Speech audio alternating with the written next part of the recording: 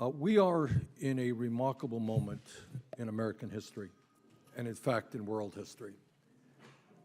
And that is that for the first time, to the best of my knowledge, we have a major political party which by and large is rejecting what the scientific community is saying.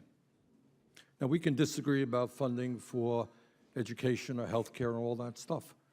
But if we cannot accept what the overwhelming majority of scientists are taking, and there is no more debate, the overwhelming majority of scientists are saying, A, climate change is real, climate change is caused by human activity, climate change is already causing devastating problems in the United States and around the world, and if we do not get our act together by significantly reducing carbon and methane emissions, that situation will only get worse.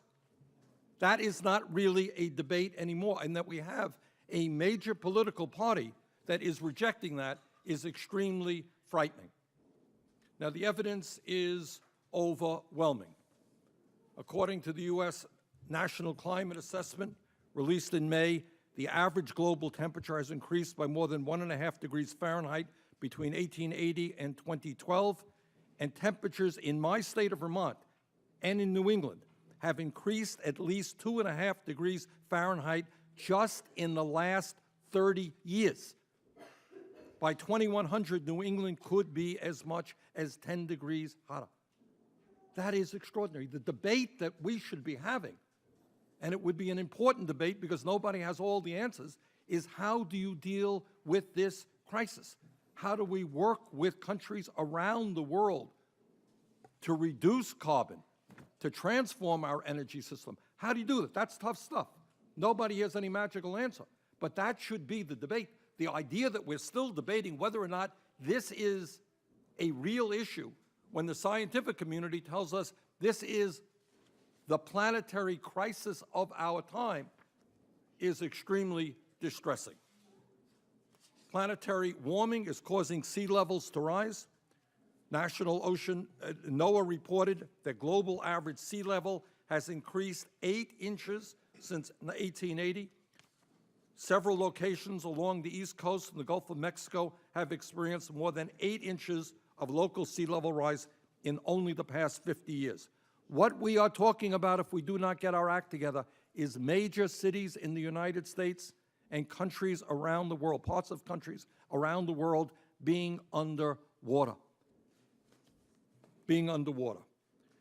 As a result of rising sea levels and increasingly intense storms, catastrophic storm surges have been rising as well. You know, people talk about financial issues.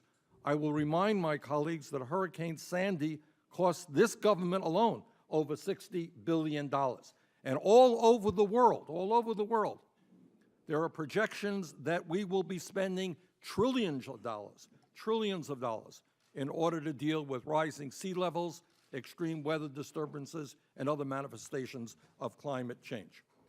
I would remind my colleagues that in a certain sense, this debate that's taking place today is very similar to a debate that took place 50 or 60 years ago right here in Congress. And that is, we had tobacco industry lobbyists coming in here and heads of the tobacco industry saying, tobacco causing cancer? Oh no, that can't be the case. And they brought doctors in here, guys who were smoking Kools and putting ads on television.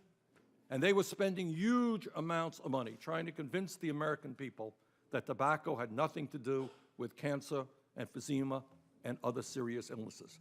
Finally, the truth won out, and the truth will win out on this debate as well.